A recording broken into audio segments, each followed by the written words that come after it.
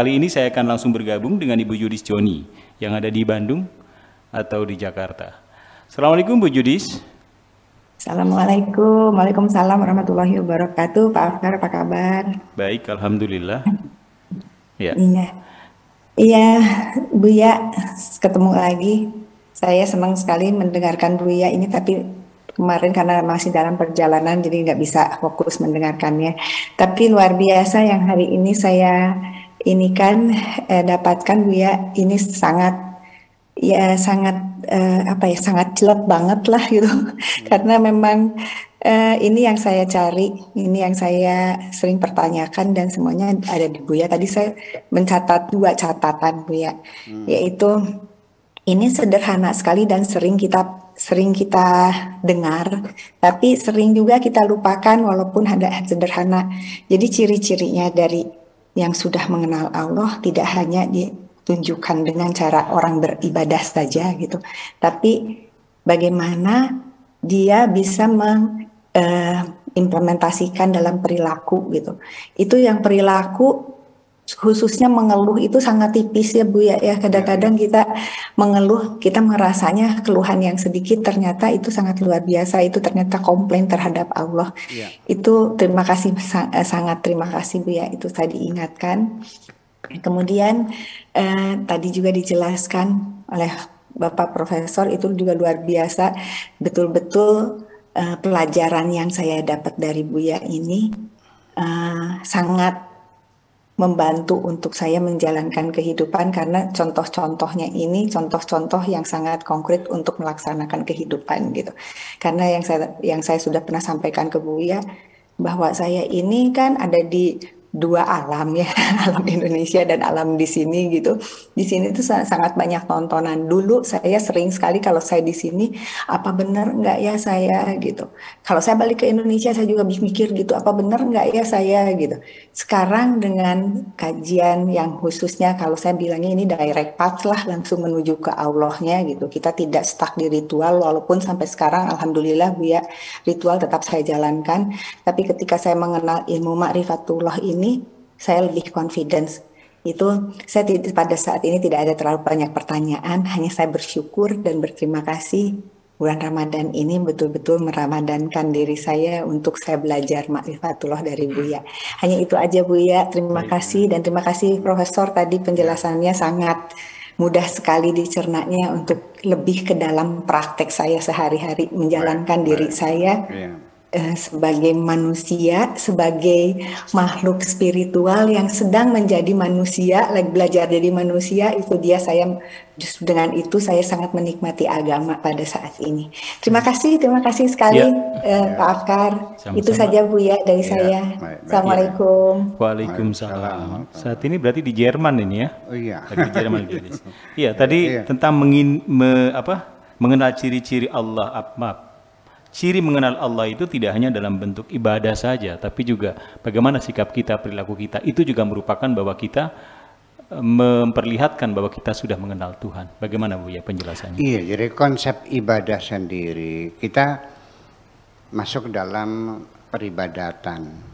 Sebelum kita masuk, coba kita bangun dulu persepsi, pemahaman tentang ibadah itu seperti apa secara utuh. Jangan ada kegamangan di tengah-tengah. Sebelum kita masuk, kita paham dulu. Kita mau ke Jerman, ya harus tahu Jerman itu di mana. Dikiranya Jerman itu sebelah baratnya Pleret, dikiranya. Jajaran Palimanan. Iya ya, itulah banyak sekali orang beranggapan salah. Dikiranya ketika saya di Libya, dikiranya Libya itu dekat dengan Ka'bah, dengan Mekah. Pengen ketemu, ya naik pesawatnya 4 jam dari Libya ke Mekah mah. Ya nggak tahu kan, dia nggak tahu pemeta. Jadi kita sendiri sebabnya kenapa kita menjadi kacau balau, karena kita tidak bisa membangun persepsi yang seutuhnya. Iya, dengan segala konsekuensinya. Jadi begini, konsep besar saya bahwa istilah ibadah itu bahasa Indonesianya adalah pengabdian. Abada ya'budu ibadatan itu pengabdian. Kalau dia mengabdi kepada negara namanya abdi negara. Kalau mengabdi kepada uang namanya abdi uang. Kalau mengabdi kepada Allah namanya abdi Allah. Lalu seperti apa pengabdian itu? Ya semua gerak kita, ucapan kita, pikiran kita, perasaan kita, keringat kita, semuanya ditujukan untuk siapa? Jadi yang dimaksud dengan ibadah itu bukan ritual, tapi nanti menjadi masalah. Kalau ibadah itu dalam artian bentuk kerjaannya, maka kita mengatakan sholat ibadah, puasa ibadah, zikir ibadah, dagangan kerja, ke kantor kerja. Nggak jelas nanti. Ujung pangkalnya nggak jelas. Jadi apa sih ibadah itu? Apa sih ibadah itu? Yang membedakan antara ibadah dan kerja adalah dunungan kita, majikan kita. Yang jadi majikan siapa? Majikanmu siapa? Allah. Maka ketika majikanmu Allah dan semua apa yang kau kerjakan untuk majikanmu, maka apapun yang kau lakukan itu semuanya ibadah. Termasuk kencingnya, beraknya, kentutnya juga itu semuanya ibadah. Tetapi kalau majikanmu bukan Allah, majikanmu adalah jabatan kekuasaan, sekalipun kau bagi-bagi duit, itu bukan sodakoh namanya. Iya, betul enggak? Jadi sekalipun sholat kamu, haji kamu, kalau majikan kamu bukan Allah, ya bukan ibadah namanya. Itu saja persoalannya. Nah, jadi artinya bahwa saya melihat orang sederhana, tukang macul, tapi saya merasakan ini orang beribadah kepada Tuhannya. Dia menghitung sendiri mana yang halal, mana yang haram. Di tengah dia ngisi bak kamar mandi nenek saya, sedang karena musim panas jadi ngambil air dari sungai, ngisi bak karena sumurnya kering. Di tengah mengisi air itu nenek saya memanggil dia suruh makan nasi goreng. Dia itu makan dulu, nggih wakaji makan. Dia makan nasi goreng. Setelah makan di kamar mandi lagi, diukur lagi, tinggal sekilan lagi, belum penuh kamar mandinya.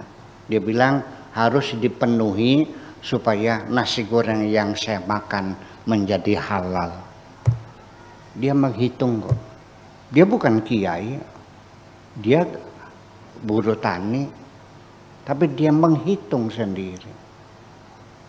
Kenapa? Semua yang dia lakukan adalah untuk Allah, bukan untuk ini. Begini maksud saya, di dunia kita punya dunungan, punya majikan, punya bos, punya atasan. Oke, secara birokrasi kita melaksanakan perintah majikan, tapi semuanya dari presidennya, gubernurnya, bupatinya, punya camatnya, tukang beca, semuanya adalah ibadullah.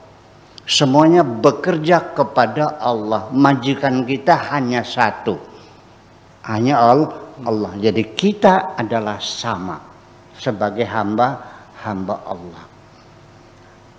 Ini ibadah ini sendiri sesungguhnya punya pandangan filosofis menuju membangun peradaban berdasarkan persatuan dan kesatuan berdasarkan kesetaraan.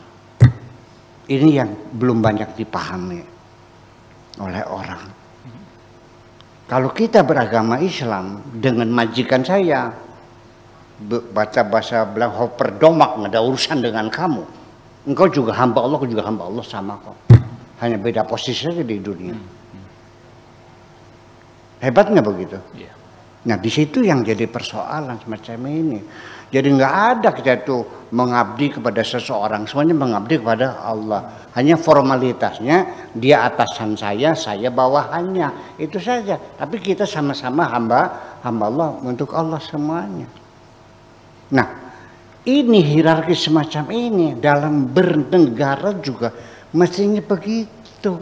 Seorang gubernur ya bekerja untuk membangun negara ini. Saya sebagai camat ya untuk negara ini.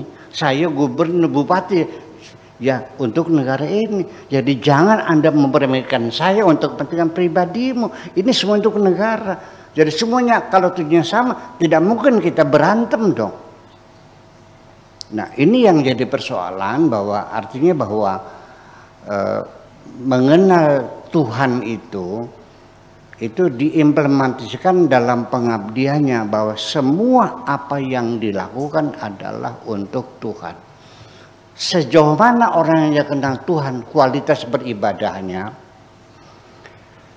ketika saya membantu seseorang yang sedang susah, ya karena belum makan atau karena sakit tidak bisa berobat. Kalau saya sudah mengenal Tuhan, maka dipastikan saya tidak akan pernah merasa menghutangi budi kepada orang lain. Dan saya tidak akan pernah menagih kebaikan saya. Dan saya tidak akan pernah merasa bangga telah berbuat baik kepada sesama. Karena semuanya itu, karena uang yang ku berikan kepada orang yang sakit itu adalah uang dari Allah. Yang menggerakkan hatiku membantu dia adalah Allah.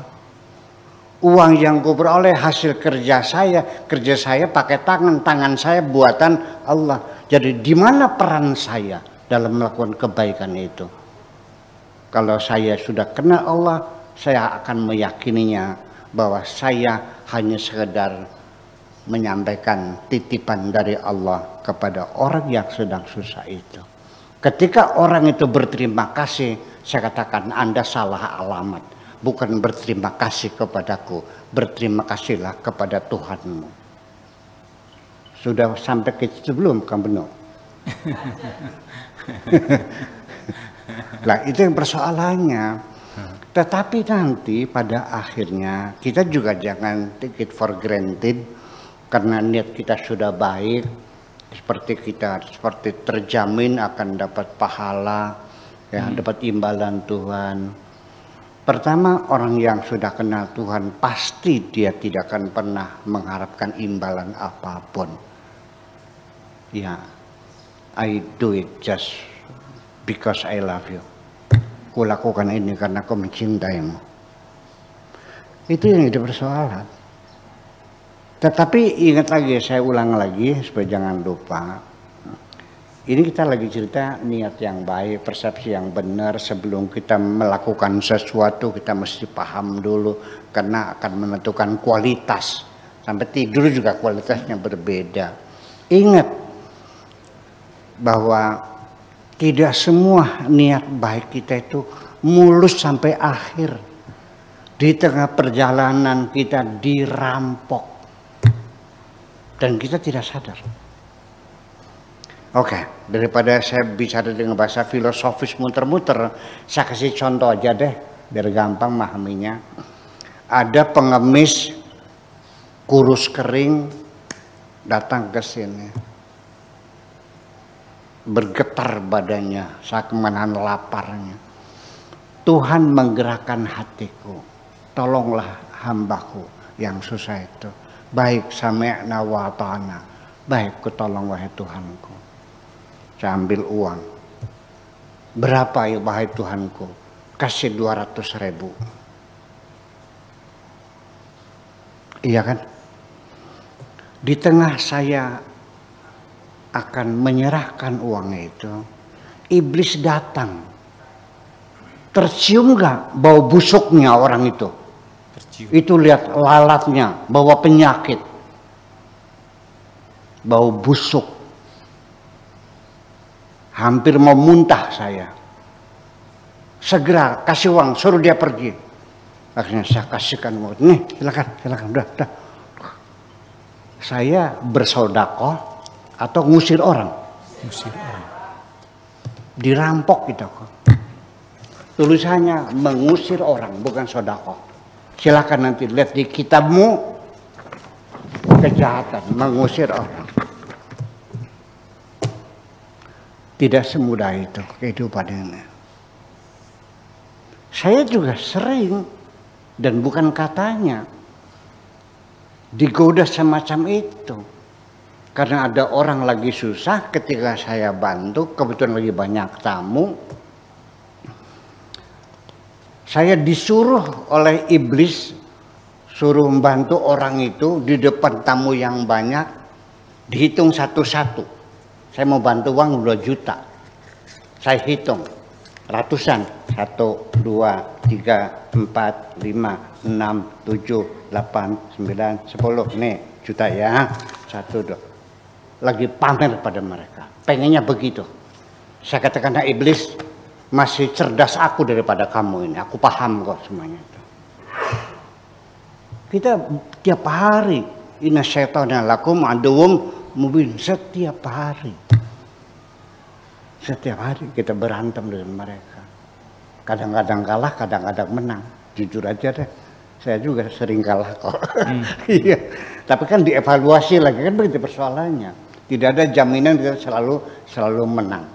Bersiap-siaplah untuk menang dan bersiap-siaplah untuk kalah dalam kehidupan ini. Tetapi kekalahan itu adalah satu pelajaran penting bagi kamu. Terima kasih. Ya. Ibu Jody Sioni yang saat ini berada di Jerman. Demikian pemaparan dari Buya Syakur tentang mengenal Allah. Aktivitas kita, kerja kita, itu merupakan ibadah manakala semuanya didedikasikan hanya kepada Allah.